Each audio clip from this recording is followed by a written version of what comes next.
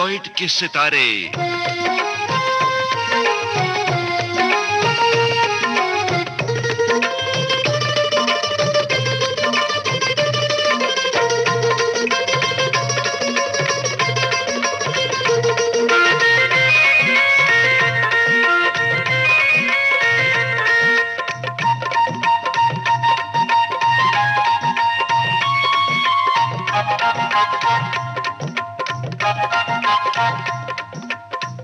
नमस्कार दोस्तों विविध भारती के स्टूडियो में आज हमारे बीच एक ऐसी शख्सियत मौजूद हैं जिनके पन के हम सब कायल हैं। उस शख्स ने जितनी तरह के किरदार निभाए हैं, हर अदा में वे खरे उतरे हैं। जानता हूं कि आपको लोग एक शेर के नाम से जानते हैं, मगर ये मत भूलिए सेठ दीनदयाल कि जब शेर आदमखोर हो जाता है तो सरकार उसे अपनी गोली का निशाना बनाकर कुत्ते की मौत मार देती है। और इस बार इस आदमखोर शेर के शिकारी का नाम है प्रभाकर श्रीवास्तव।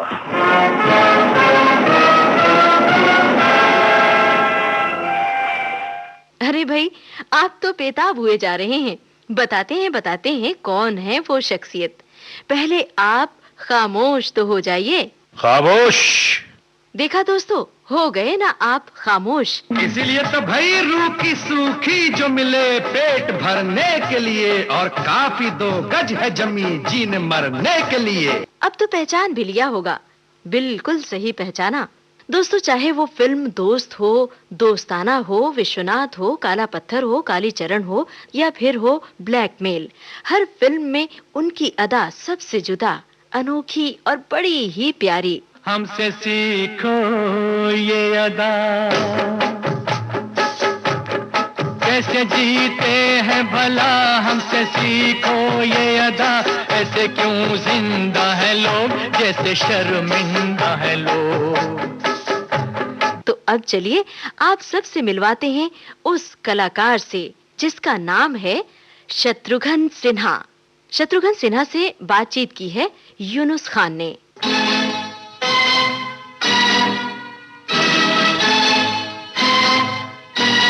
आज विविध भारती पर हमारे साथ हैं जाने माने अभिनेता शत्रुघ्न सिन्हा। हम इनका बहुत स्वागत करते हैं सेलुलॉइड के सितारे कार्यक्रम में। शत्रु जी नमस्कार। नमस्कार, बहुत बहुत धन्यवाद आपका। आपने हमें आमंत्रित किया, आपने हमें बुलाया।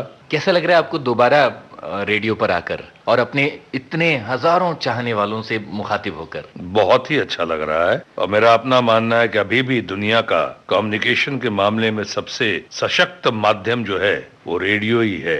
इसकी गूंज, इसकी आवाज, इसकी पकड़ दूर दूर तक, गांव गांव तक, इंटीरियर्स में, ऐसे ऐसे क्षेत्रों में, ऐसे ऐसे जगहों पे जहां पे और कोई भी साधन ना हो, और रेडियो है, और रेडियो की पकड़ है, और रेडियो की अपनी पहचान है। इसलिए मैं आप तमाम लोगों को बहुत बधाई देता हूं इस माध्यम से जुड़े रहने के लिए, और इस माध्यम के जरिए इंफॉर्मेशन, एंटरटेनमेंट और एजुकेशन का प्रभाव, प्रचार और प्रसार करने के लिए और फैलाने के लिए। शत्रु जी, आपके फिल्मी करियर के बारे में तो आपके चाहने वाले बहुत जानते हैं, लेकिन फिल्मों में आपके आने से पहले के जीवन के बारे में काफी जिज्ञासाएं रही हैं। कैसा आपका बचपन था? यहां से हम शुरू करेंगे आज की बातें। बचपन बहुत ही शरारतपूर्ण था, बहुत ही प्यारा था, अच्छा था। माता पिता का सबसे छोटा बेटा होने के नाते, या बिहार में कहते हैं सबसे छुटका बउआ होने के नाते, लाड प्यार बहुत ही मिला। और शायद ये भी कुछ कारण हो सकता है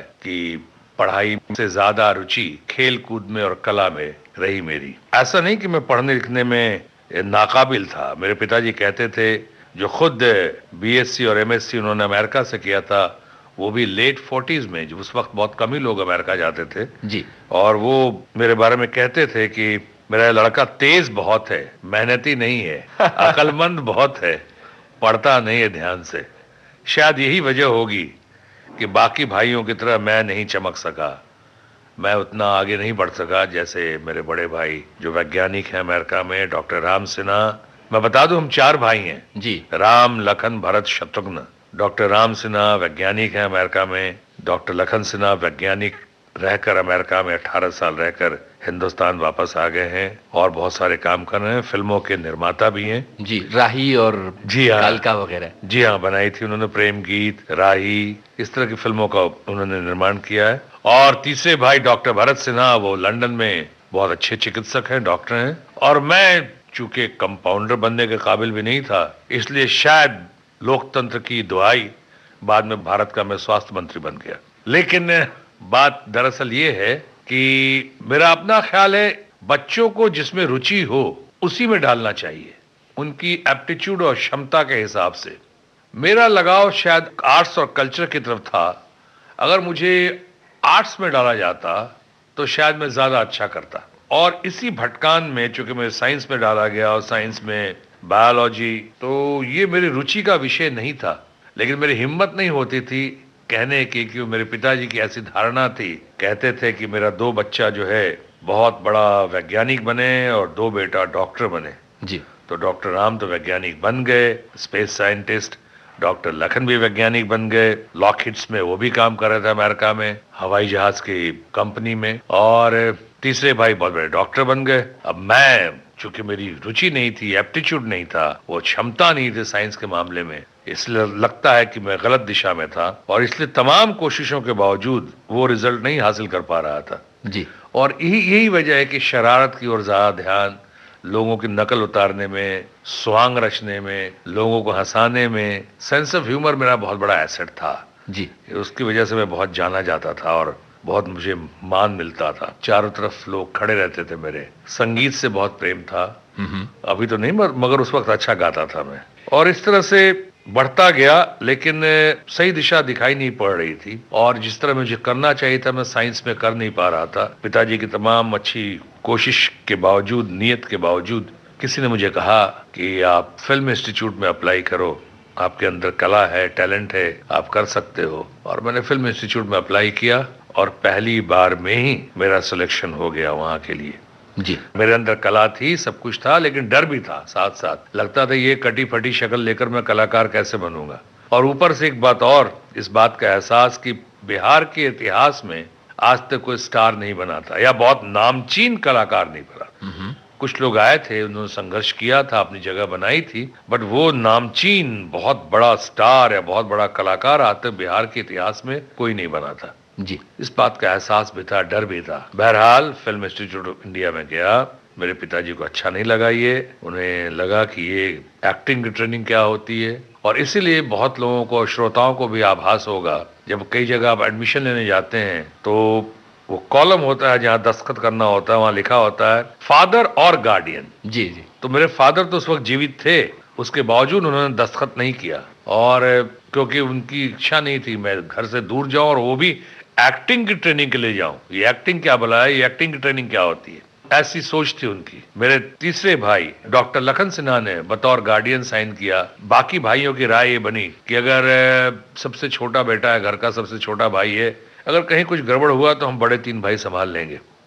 इस विश्वास के साथ उन्होंने साइन किया, डॉक्टर लखन सिन्हा ने, बतौर गार्डियन। उसके बाद मैं पूना इंस्टीट्यूट गया। उसके बाद वहां से ट्रेनिंग 2 साल की पूरी करने के बाद संघर्ष, और संघर्ष के बाद बाकी आपके सामने। जी। इस दौर को याद करते हुए कौन सा गाना इस कार्यक्रम में आप सबसे पहले सुनाना चाहेंगे? इस दौरान हमें वो गाना बहुत पसंद है, खासकर इस विषय, जिस विषय पे अभी चर्चा की हमने, उस पे सबसे उपयुक्त गाना होगा हम होंगे कामयाब एक दिन।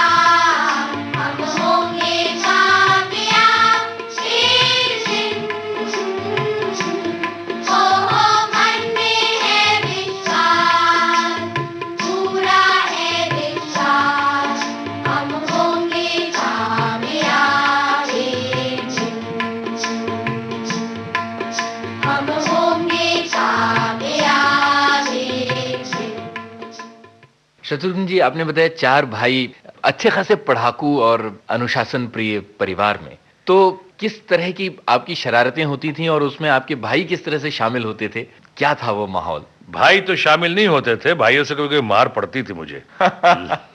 लेकिन माँ का बहुत लाडला था मैं, माँ का। अब वो भी नहीं रही, पिताजी भी नहीं रहे। लेकिन पिताजी ने आज तक मेरा ख्याल है किसी बच्चे को मारा नहीं। एक ही बच्चे को सौभाग्य प्राप्त हुआ और उस बच्चे का नाम है शत्रुघ्न सिन्हा, जिससे पिताजी से मार भी पड़ी। वो कौन सी शरारत थी? वो बड़ी सारी शरारतें करता था मैं, क्या-क्या हरकतें नहीं करता था। कभी बेहोश हो गया तो स्वांग रच लिया तो तमाम कोशिशों के बावजूद कोई तलवे सहला रहा है, कोई कान में उंगली डाल रहा है जगाने के लिए, लेकिन कंसंट्रेशन या अभ्यास या आप उसे एक्टिंग कहें, ऐसी कन्विंसिंग थी कि अंतोगत्वा डॉक्टर को बुलाना पड़ा।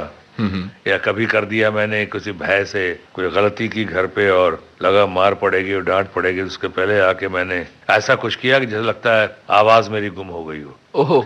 और तमाम कोशिशों के बावजूद आवाज वापस नहीं आ रही और बहुत घबराहट बौखलाहट लोगों में। फिर अंतोगत्वा डॉक्टर को बुलाना पड़ा और तब मैंने इंजेक्शन के डर से कह दिया कि नहीं नहीं, आवाज सही सलामत है।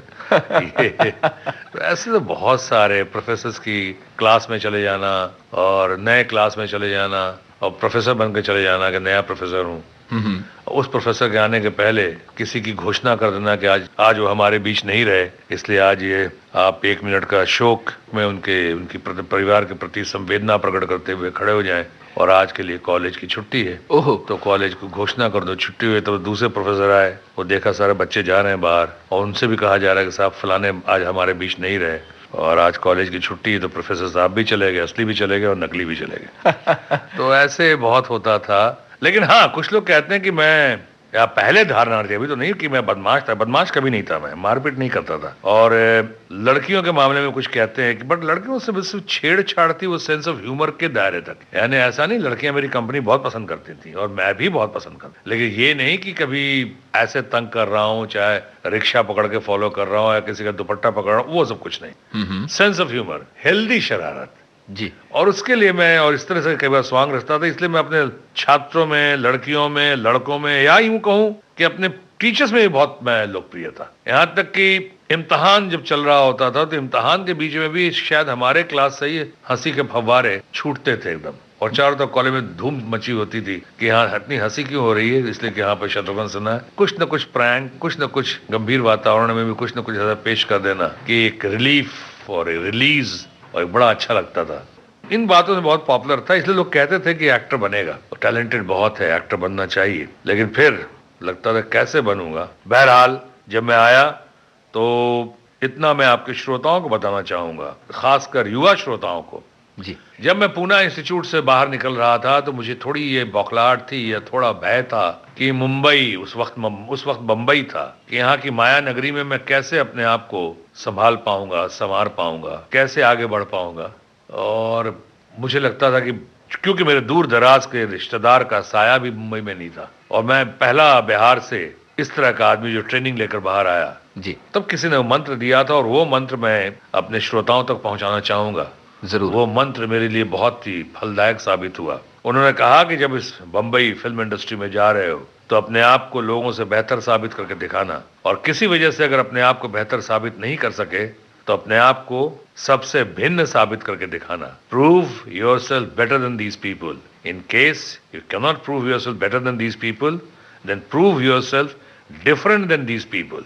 वाह। मैं ये तो दावा नहीं करता कि कला के क्षेत्र में मैंने अपने आप को सबसे बेहतर साबित करके दिखाया है, लेकिन हाँ, ये दावा जरूर कर सकता हूं कि आज तक मैंने किसी की नकल नहीं की है। हाँ, आपने हिंदी फिल्मों में, तमिल फिल्मों में, तेलुगु फिल्मों में, कन्नड़ फिल्मों में और भी रेडियो में, टेलीविजन में, स्टेज पे जी। बहुत सारे लोगों को शत्रुघ्न सिन्हा की नकल करते हुए देखा है, सुना है। मिमिक्री आर्टिस्ट को देखा है जो शत्रुघ्न सिन्हा की नकल करते हैं, बड़े बड़े कलाकार करते हैं, लेकिन आज तक आपने शत्रुघ्न सिन्हा को किसी की नकल करते हुए नहीं देखी होगी। क्या बात। ओरिजिनलिटी रखी मैंने, और ओरिजिनलिटी है, और सबसे भिन्न होने की कला मैं समझता हूं यही है वो कला जो मुझे उस मंजिल तक या उस मुकाम तक पहुंचा सकी है। ईदर प्रूव योरसेल्फ बेटर और प्रूव योरसेल्फ डिफरेंट। बेटर किया नहीं किया ये तो मुझे पता नहीं, लेकिन हाँ, डिफरेंट जरूर रहा, ये पता है मुझे और लोगों को भी ये पता है। सो मैं चाहूंगा जीवन के हर क्षेत्र में ये मंत्र बहुत ही लाभदायक और फलदायक सिद्ध होगा, जैसा मेरे साथ सिद्ध हुआ। इसलिए मैंने इस मंत्र को इस विषय के जरिए श्रोताओं तक पहुंचाया मैंने। बताइए, अब श्रोताओं तक आप कौन सा गीत पहुंचाने जा रहे हैं? अब कौन सा गीत पहुंचाना चाहूंगा, वो गीत जहां से कलाकार बनने की बीज मेरे अंदर पनपने लगी थी। पहला कलाकार जिसे मैंने पर्दे पे देखा और देखते के साथ ही उसके प्रेम में गिरफ्तार हो गया। और वो गाना, पहला गाना मेरी जिंदगी का जो मुझे याद है, न सिर्फ इसलिए कि वो गाना पहला गाना था, बल्कि मेरा सबसे मनपसंद गाना बना। बचपन में वही गाना, वही फिल्म मैंने सबसे पहले देखी और उसी गाने को, उसी फिल्म को, उसी गाने के लिए दोबारा भी देखी। मेरा जूता है जापानी। वाह, आइए सुनते हैं। मेरा जूता है जापानी, ये पतलून इंग्लिस्तानी, सर पे लाल टोपी रूसी, फिर भी दिल है हिंदुस्तानी। मेरा जूता है जापानी, ये पतलून इंग्लिस्तानी, सर पे लाल टोपी रूसी, फिर भी दिल है हिंदुस्तानी। मेरा जूता है जापानी।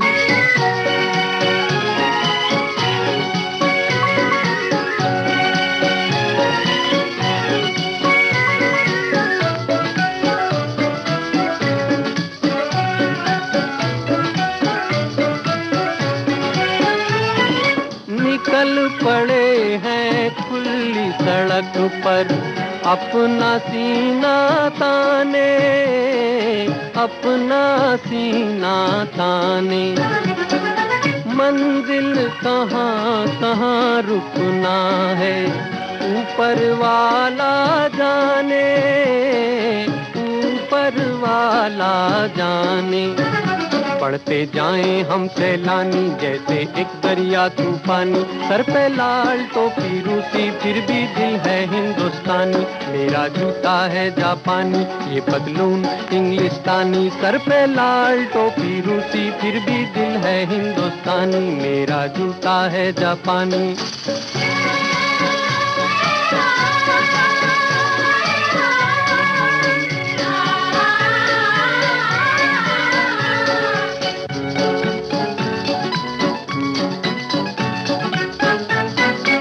ऊपर नीचे, नीचे ऊपर, लहर चले जीवन की, लहर चले जीवन की।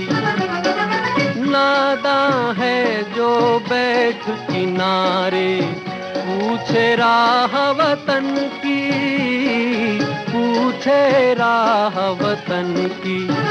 चलना जीवन की कहानी, रुकना मौत की निशानी, सर पे लाल टोपी रूसी, फिर भी दिल है हिंदुस्तानी। मेरा जूता है जापानी, ये पतलून इंग्लिस्तानी, सर पे लाल टोपी रूसी, फिर भी दिल है हिंदुस्तानी। मेरा जूता है जापानी।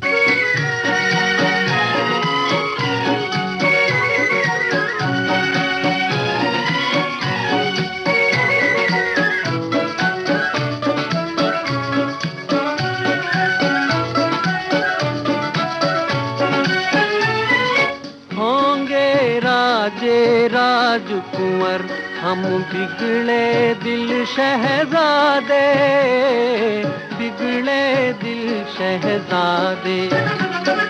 हम सिंहासन पर जा बैठे, जब जब करें इरादे, जब जब करें इरादे। सूरत है जानी पहचानी, दुनिया वालों को हैरानी, सर पे लाल टोपी रूसी, फिर भी दिल है हिंदुस्तानी। मेरा जूता है जापानी, ये पतलून इंग्लिस्तानी, सर पे लाल टोपी रूसी, फिर भी दिल है हिंदुस्तानी। मेरा जूता है जापानी। शत्रु जी, फिल्म इंस्टीट्यूट के दिन किस तरह के थे और भारतीय फिल्म इंस्टीट्यूट ने आपको क्या दिया है जीवन में? देखिए, मैं इस वक्त जो कहूंगा सच कहूंगा और सच के सिवाय कुछ नहीं कहूंगा। और सच ये है, बहुत बड़ा योगदान मेरे जीवन में, खासकर मेरे कला या कलाकार की जिंदगी में मैं कहूं, बहुत बड़ा योगदान भारतीय पूना फिल्म इंस्टीट्यूट का है। कई लोग कहते हैं कि ये ट्रेनिंग क्या भला है, या कलाकार को ट्रेनिंग की कोई जरूरत नहीं होती। कई लोग कहते हैं कि कलाकार जो है, बहुत बड़े बड़े कलाकारों का नाम लेते हैं वो लोग कि उन्होंने ट्रेनिंग हासिल नहीं की, तो फिर ये ट्रेनिंग क्या होती है।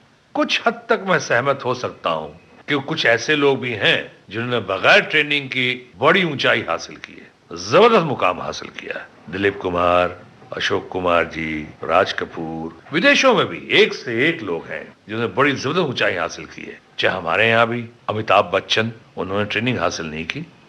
ये एक पहलू है, लेकिन इसका दूसरा पहलू ये भी है कि अगर साथ साथ ट्रेनिंग होती तो मैं समझता हूं जो मुकाम इन्होंने हासिल किया उसे हासिल करने में वक्त उतना ज्यादा नहीं लगता, वक्त की दूरी कम हो गई होती। क्योंकि अगर आप खुद देखें दिलीप साहब की पहली फिल्म या अशोक कुमार जी की पहली फिल्म और फिर बाद की फिल्म में देखें, आसमान जमीन का या जमीन आसमान का अंतर दिखाई पड़ता है।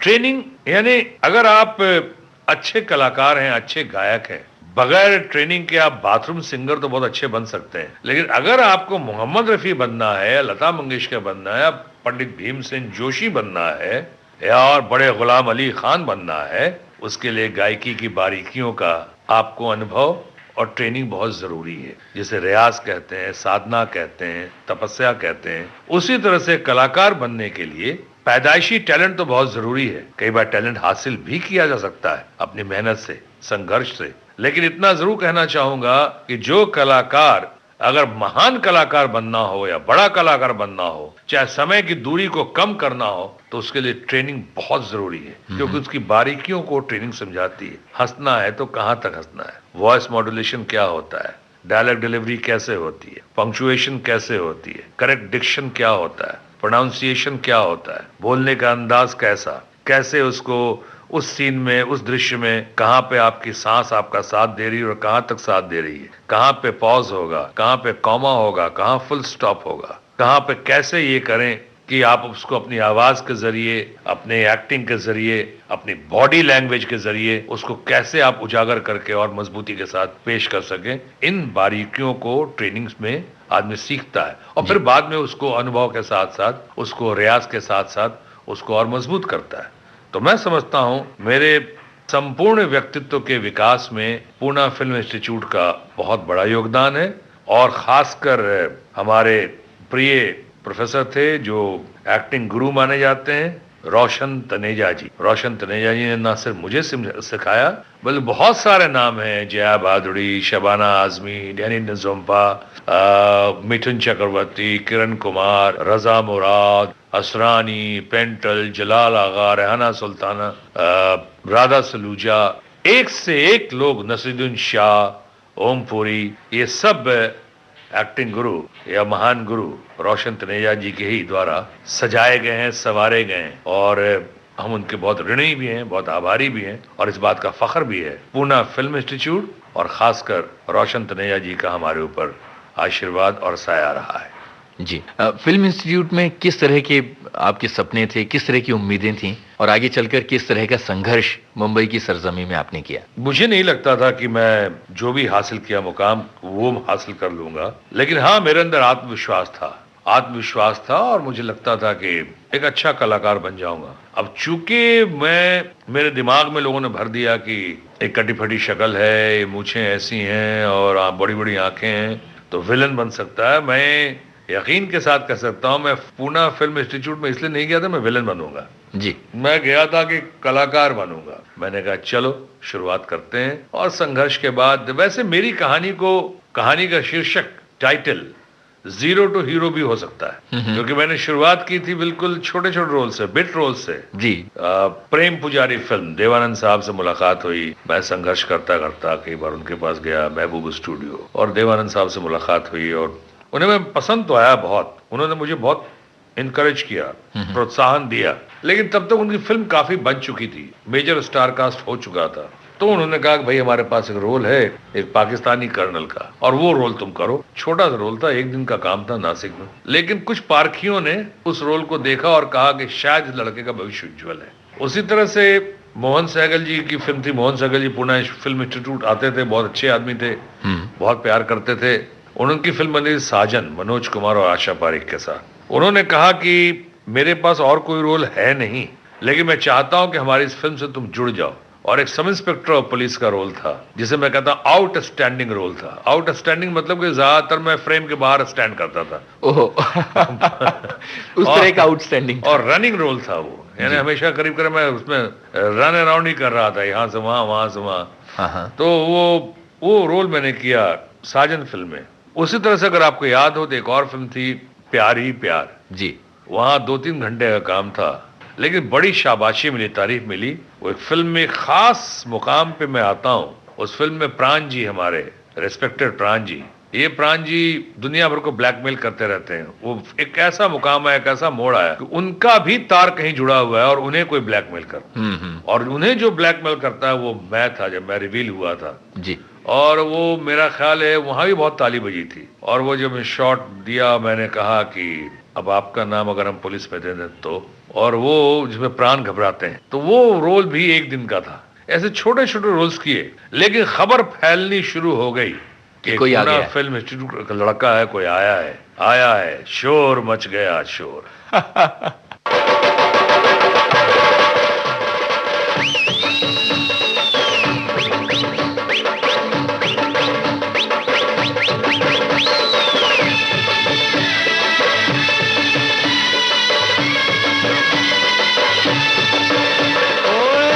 एक दो तीन चार राजू दादा के चेले होशियार। एक दो तीन चार राजू दादा के चेले होशियार। शोर मच गया शोर, देखो आया माखन चोर।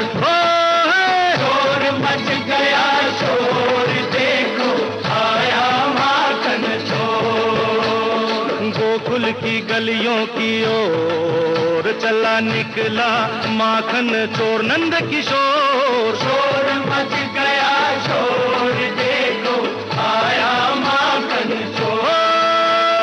शोर मच गया शोर, देखो आया माखन चोर।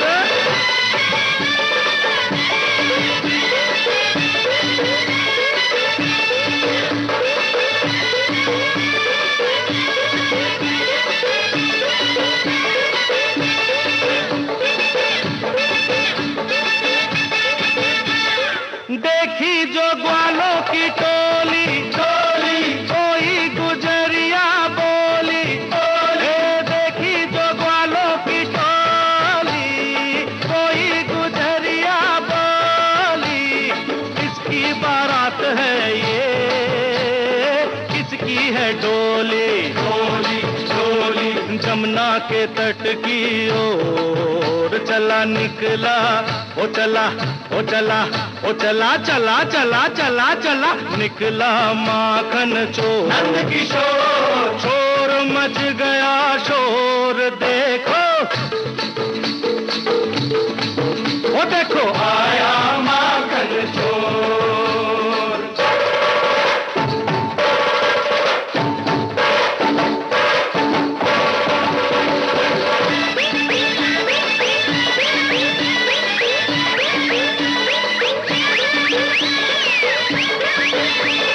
ग्वालन के पीछे दौड़े, कंकर से मटकी फोड़े।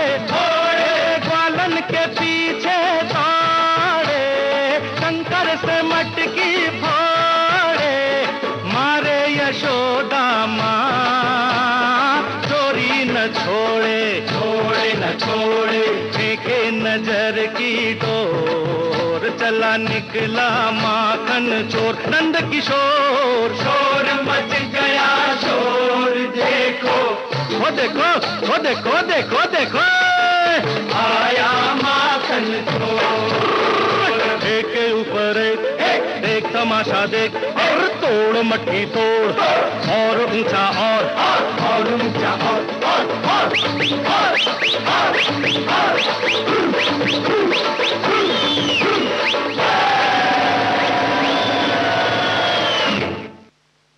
दोस्तों, अपने रेडियो सेट पर आपने ट्यून किया है विविध भारती चैनल और इस वक्त प्रसारित हो रहा है कार्यक्रम सेल्यूलॉइड के सितारे और आज के सितारे हैं जाने माने अभिनेता शत्रुघ्न सिन्हा। जली को आग कहते हैं, बुझी को राख कहते हैं, और जिस राख से बारूद बने उसे विश्वनाथ कहते हैं। आपसे बातचीत कर रहे हैं यूनुस खान। चलिए सुनते हैं इनकी आगे की बातचीत। शत्रु जी, आपकी संघर्ष की कहानी से ये साफ समझ में आ रहा है कि आपके भीतर कूट कूट कर आत्मविश्वास भरा हुआ था उन दिनों में भी। तो ये आत्मविश्वास कहाँ से आपके अंदर आता है और इसको किस तरह से आप कायम रखते हैं? मैं कहूंगा आत्मविश्वास से हाँ मेरी पूंजी जरूर रही है, लेकिन इसको भी मैंने पैदा किया। मैंने शुरू में कहा कि कटी फटी शक्ल जो मैं जिक्र कर रहा था, मैं पूना फिल्म इंस्टीट्यूट में भी जब था तो लगता था कि ये शक्ल लेकर क्या होगा। और मैं जब पूना इंस्टीट्यूट से बाहर निकल रहा था तो मुझे लग रहा था क्या नाम रखूं मैं।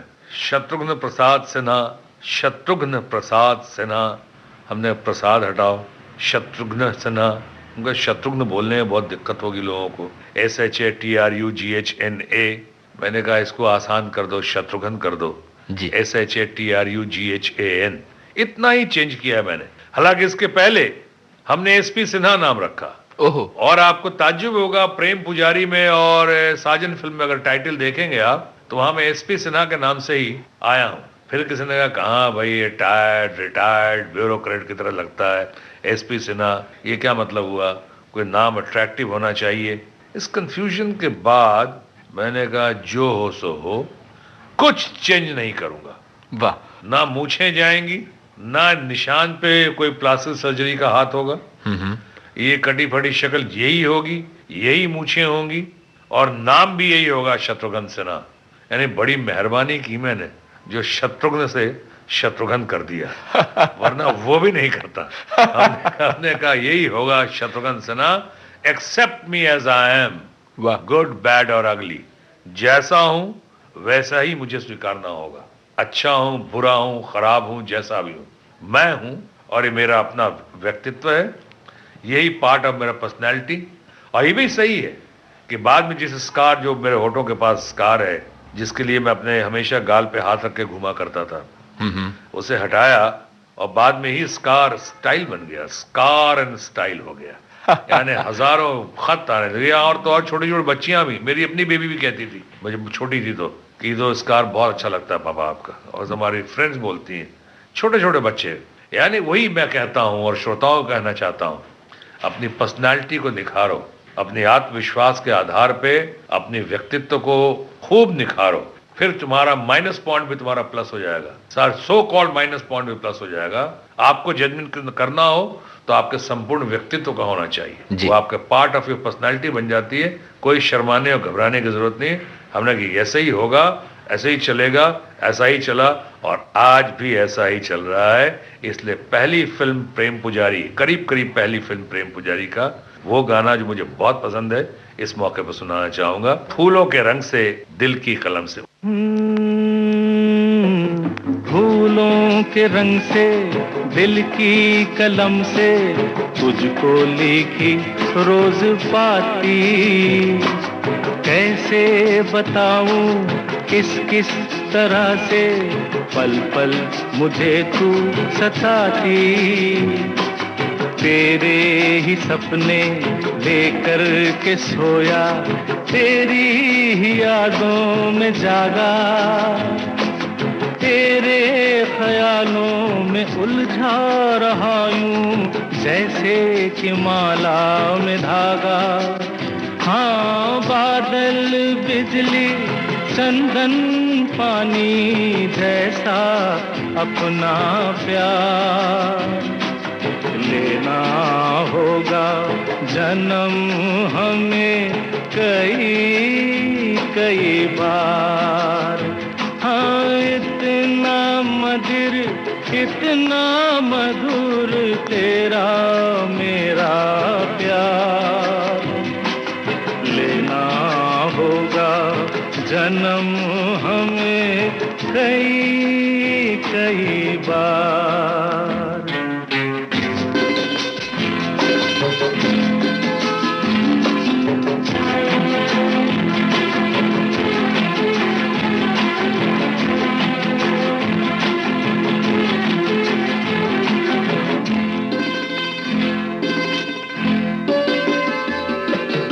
सांसों की सरगम धड़कन की बीना, सपनों की गीतांजलि तू। मन की गली में महके जो हरदम, ऐसी जूही की कली तू।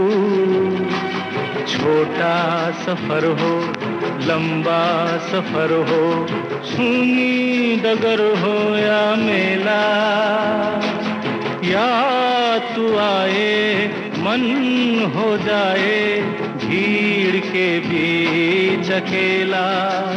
हाँ, बादल बिजली चंदन पानी जैसा अपना प्यार लेना होगा जन्म हमें कई कई बार। हाँ, इतना मधुर इतना मधुर तेरा मेरा प्यार, लेना होगा जन्म हमें कई कई बार।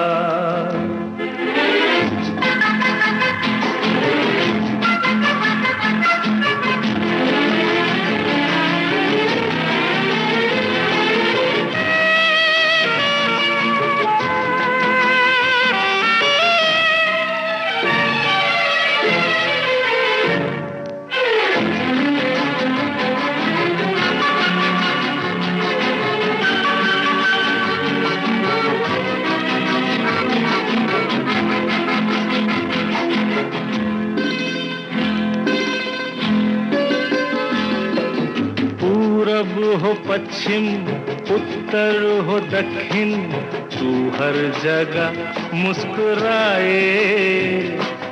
जितना ही जाऊं मैं दूर तुझसे, उतनी ही तू पास आए। आंधी ने रोका पानी ने टोका, दुनिया ने हंसकर पुकारा। तस्वीर तेरी लेकिन लिए मैं कर आया सबसे किनारा। हाँ, बादल बिजली चंदन पानी जैसा अपना प्यार लेना होगा जन्म हमें कई कई बार। हाँ, इतना मधुर तेरा मेरा प्यार, लेना होगा जन्म हमें कई कई बार, कई कई बार, कई कई बार। शत्रु जी, आपके अभिनय की दो अलग अलग पारियां रही हैं और एक बतौर विलन आपने नई ऊंचाइयों को छुआ था, लेकिन अचानक आपने ये फैसला कैसे किया कि आपको नायक बनना है और नायक बनने की राह पर चल पड़े और विलेन वाला रास्ता छोड़ दिया? देखिए, अगर बनना मेरे हाथों में होता या फैसला करना मेरे हाथों में होता तो मैं इतने पापड़ नहीं बेलता, मैं शुरू में ही नायक बन गया होता। ये जो स्मॉल रोल्स, बिट रोल, छोटे छोटे रोल्स, एक एक दिन के काम, तीन तीन दिन के काम, ये जगह जगह स्ट्रगल करना, फिर छोटा खलनायक बनना, फिर मुख्य खलनायक बन जाना, विलन बन जाना, फिर जैसा आपने कहा विलन बनकर ऊंचाइयों को छू लेना, ये सब करने की क्या जरूरत थी? मैं सीधा हीरो बन गया होता, नायक बन गया होता। बनना मेरे हाथों में नहीं था। ये स्ट्रगल करके मैंने कहा कि भिखारियों को चुनने का अधिकार नहीं होता है। मैंने कहा चलो, मैं कलाकार हूं, अभी कई दौर से गुजरने होंगे मुझको छोटे छोटे रोल्स करते हुए। उन्हें लगा विलन को भी मैंने कैरेक्टर की तरह चूज करना शुरू किया, समझना शुरू किया जी, और विलन बनकर काम करना शुरू किया। उसके बाद कुछ अप्रत्याशित ऐसी बातें हुई जो लोग भी चौंक गए और मैं भी चौंक गया। ये कुछ प्रभु की असीम अनुकंपा थी कि शायद कुछ अखबारों के मुताबिक और विदेशी अखबारों के मुताबिक शायद विश्व में पहली बार ऐसा हो रहा था, विश्व सिनेमा में पहली बार ऐसा हो रहा था कि खलनायक के पर्दे पे आते के साथ ही तालियों की गड़गड़ाहट से उसका स्वागत।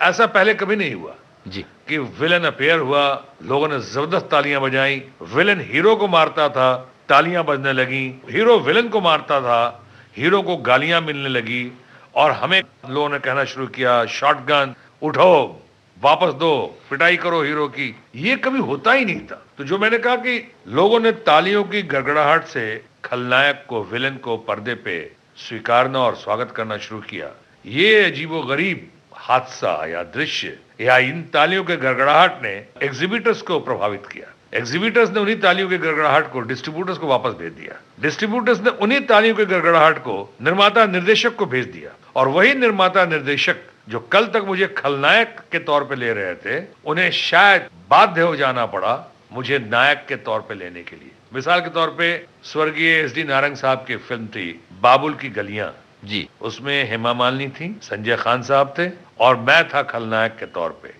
अगर आपको याद हो या श्रोताओं को याद हो तो जब तक ये बाबुल की गलियां फिल्म रिलीज हुई थी तब तक बैनर पे मेरा करीब 20-20, 25-25 फुट का कटआउट लगना शुरू हो गया। इतनी बड़ी पब्लिसिटी मेरी हुई, लिखा होता था शॉटगन सिन्हा इन बाबुल की गलियां। और बाबुल की गलियां के बाद दूसरी फिल्म बनाई स्वर्गीय नारंग साहब ने, एस डी नारंग साहब ने, दो ठग। ठीक उसी के बाद बाबुल की गलियां के बाद दो ठग, और उसमें हीरोइन थी हेमा मालिनी और हीरो थे शत्रुघ्न सिन्हा। वाह। उसी तरह बहुत सारी फिल्में ऐसी हुई, वही मेकर्स जो मुझे पहले ले रहे थे। मिसाल के तौर पर हमारे बहुत अच्छे मित्र थे और बहुत ही अच्छे निर्माता निर्देशक, खासकर निर्देशक मनमोहन देसाई स्वर्गीय, उन्हीं की फिल्मों में आपने देखा होगा रामपुर का लक्ष्मण में और भाइयों तैसा में मैंने बतौर खलनायक के काम किया, और बाद में आ गले लग जा में मैंने बतौर नायक के काम किया। शशि कपूर भी साथ में थे। और अगर आपको रामपुर का लक्ष्मण और भाइयों तैसा भी याद हो तो बताऊं आपको कि उसमें जो आखिर में जो दृश्य आता है जहां मुझे भरपूर सिंपैथी मिलती है, सहानुभूति मिलती है, वो आफ्टर थॉट था, बाद में सोचा गया था। और जनता में मेरी छवि और डिमांड को देखते हुए उस सीन में तब्दीली किया गया एंड के सीन में, और ऐसा सीन लाया गया जिसमें मुझे सिंपैथी मिले, जनता की सहानुभूति मिले। सो मेरे हाथ में नहीं था ये तो एक नियति के नियत पे मैंने अपने आप को छोड़ दिया था जी। और ये सबसे ज्यादा इस मामले में मैं आभारी हूं जनता जनार्दन का, अपने दर्शकों का, कि उन्होंने मुझे धीरे धीरे तोलते हुए, परखते हुए, आगे बढ़ाते हुए इतनी हौसला अफजाई की कि मैं खलनायक से नायक बना और मजबूत नायक बना। तो मैं कहूंगा इसमें सबसे ज्यादा आभारी हूं मैं, या सबसे ज्यादा पकड़ है इस मामले में तो जनता जनार्दन के पुकार की। जी, उन्होंने पुकारा।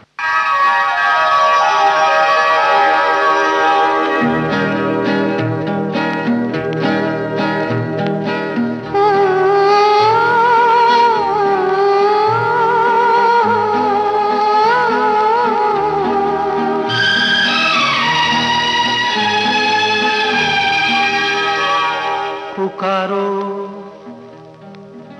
मुझे फिर पुकारो, पुकारो मुझे फिर पुकारो, मेरे दिल के आईने में जुल्फे आ सवारो। पुकारो मुझे फिर पुकारो, पुकारो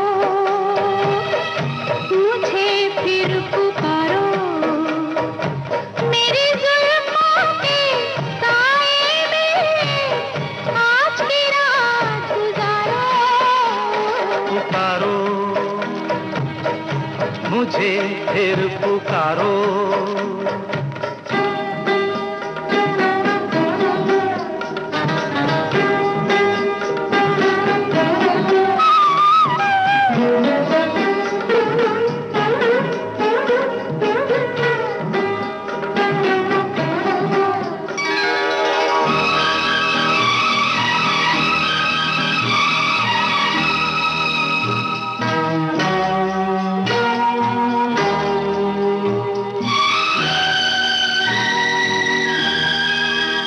गुलशन में ऐसी छाँव, ऐसी धूप नहीं, कलियों में ऐसा रंग, ऐसा रूप नहीं। जाओ मेरे यार सा फूल कोई लेके आओ बहारों। पुकारो, मुझे फिर पुकारो, पुकारो, मुझे फिर पुकारो।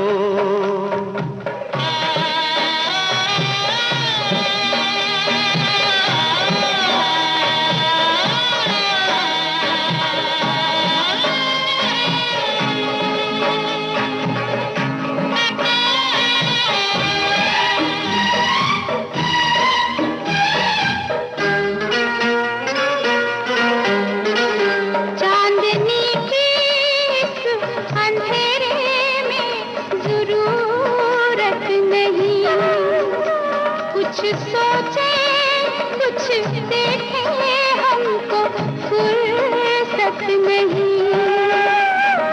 जाओ कहीं जाके छुप जाओ, आज की रात सितारों पुकारो, मुझे फिर पुकारो।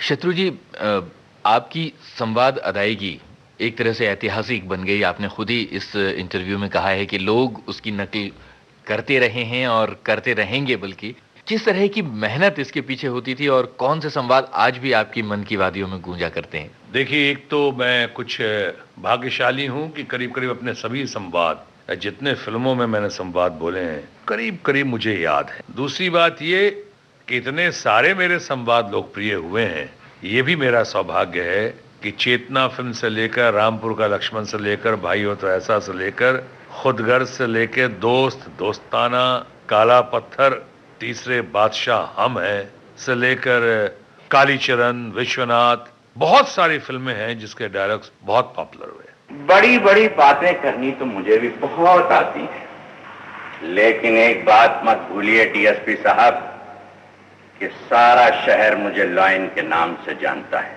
और इस शहर में मेरी हैसियत वही है जो जंगल में शेर की होती। जानता हूं कि आपको लोग एक शेर के नाम से जानते हैं, मगर ये मत भूलिए सेठ दीनदयाल कि जब शेर आदमखोर हो जाता है तो सरकार उसे अपनी गोली का निशाना बनाकर कुत्ते की मौत मार देती है।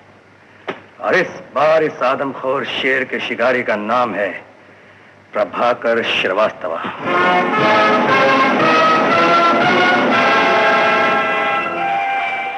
ये कहना मुश्किल है कौन सी फिल्म सबसे ज्यादा पसंद है और कौन से डायलॉग्स मुझे सबसे ज्यादा पसंद है।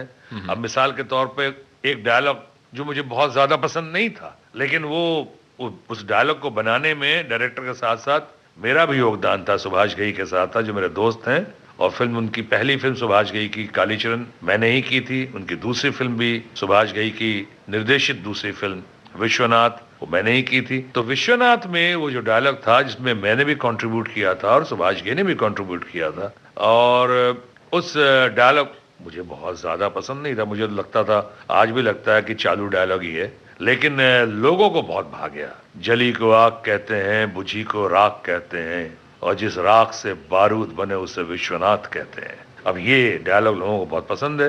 अब जब उन्हें पसंद है तो मैं कहने वाला कौन कि हमें नहीं पसंद, आपकी पसंद ही मेरी पसंद है। लेकिन एक बार इतना जरूर कहना चाहूंगा, जिस डायलॉग का और अदायगी का आपने जिक्र किया, उसके लिए सीन को ढंग से समझना, पेश करने का अंदाज, और उससे ज्यादा जरूरी है भाषा का ज्ञान। जी, बहुत लोग कहते हैं मुझसे कि आपकी हिंदी बहुत अच्छी है या आप बहुत बढ़िया बोलते हैं। मैं वैसे तो हिंदी भाषी क्षेत्र का हूं, मैं बिहार से हूं, पटना से हूं, बिहारी बाबू हूं, आप सब कहते हैं मुझे। लेकिन इस भाषा को मैंने और कोशिश की और तराशने की अपने आप को इस मामले में, और भाषा के मामले में खासकर हिंदी, हिंदुस्तानी, हिंदी, उर्दू, इसके मामले में मैं समझता हूं बहुत बड़ा योगदान है रेडियो का, और खासकर हम जैसे कलाकारों के लिए विविध भारती का। यानी मैं कहूं विविध भारती कुछ हद तक मार्गदर्शक रहा है हमारे लिए, गुरु रहा है, और रेडियो का, विविध भारती का, टेलीविजन का, और फिर हमारी फिल्मों का। न सिर्फ मेरे मामले में ही बल्कि भाषा के प्रचार, प्रसार और प्रभाव के मामले में बहुत बड़ा योगदान है रेडियो का, खासकर विविध भारती का। मैं समझता हूं मैं इससे बहुत लाभान्वित हुआ, और वो जो लाभान्वित हुआ उसी का रूप या उसी का निचोड़ आप देखते हैं मेरी डायलॉग डिलीवरी के मामले में भी। अब बताएं कि कौन सा गीत हम अपने श्रोताओं को डिलीवर करने जा रहे हैं। हाँ, इस वक्त तो मुझे वो गीत बहुत याद आ रहा है जो हम सबों ने मिलकर गाया था फिल्म दोस्त में। धर्म जी मेरे बहुत बड़े भाई समान दोस्त, हेमा मालिनी और मैंने खुद भी गाया उसमें, और वो गाना है आ बता दें कैसे जिया जाता है। आइए सुनते हैं। कैसे जीते हैं भला, हमसे सीखो ये अदा। कैसे जीते हैं भला, हमसे सीखो ये अदा। ऐसे क्यों जिंदा है लोग, जैसे शर्मिंदा है लोग। दिल पे सहकर सितम के तीर भी, पहन कर पाँव में जंजीर भी, रक्स किया जाता है। आ बता दे ये तुझे कैसे जिया जाता है। आ बता दे ये तुझे कैसे जिया जाता है। दिल पे सहकर सितम के तीर भी, पहन कर पाँव में जंजीर भी, रक्स किया जाता है। आ बता दे ये तुझे कैसे जिया जाता है। आ बता दे ये तुझे कैसे जिया जाता है।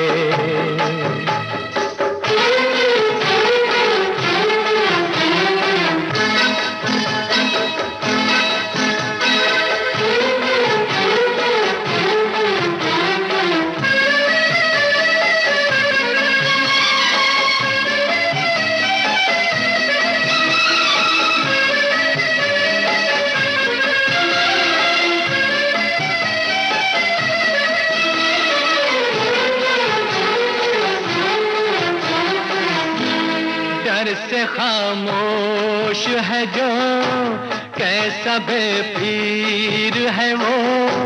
हाँ वो इंसान नहीं, एक तस्वीर है वो। तो बादशाह खुदा जिससे डरता है अपन, और इस गरीबी में बड़ी मौज करता है अपन। परेशान लाख सही, गुल नहीं खाक सही, जिंदगी है लाजवाब, ये वो बेवा है जनाब। खूबसूरत है जो दुल्हन से भी, दोस्त तो दोस्त है दुश्मन से भी, प्यार किया जाता है। हाँ बता दे ये तुझे कैसे जिया जाता है। हाँ बता दे ये तुझे कैसे जिया जाता है।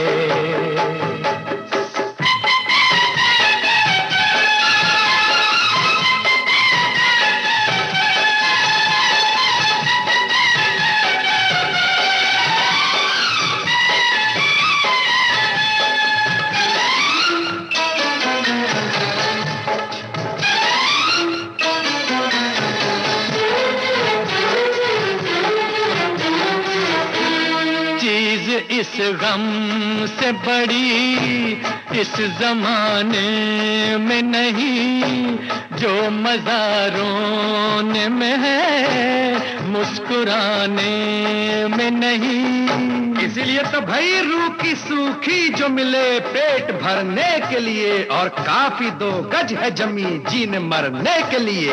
कैसे नादान है वो गम से अनजान है जो, रंज ना होता अगर क्या खुशी की थी कदर। दर्द खुद है मसीहा दोस्तों, दर्द से भी दवा का दोस्तों काम लिया जाता है। हाँ बता दे ये तुझे कैसे जिया जाता है। हाँ बता दे ये तुझे कैसे जिया जाता है।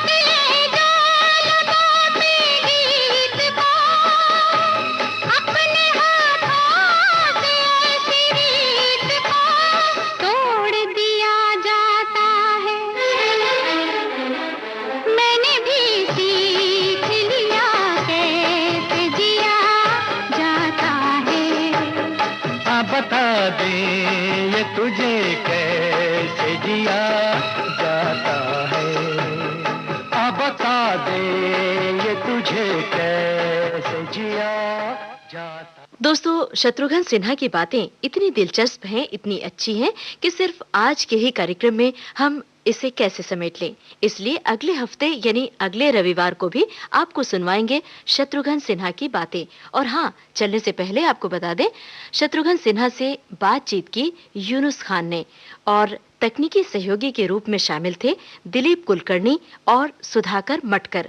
विविध भारती की ओर से इसे आपकी सेवा में प्रस्तुत किया कल्पना शेट्टी ने।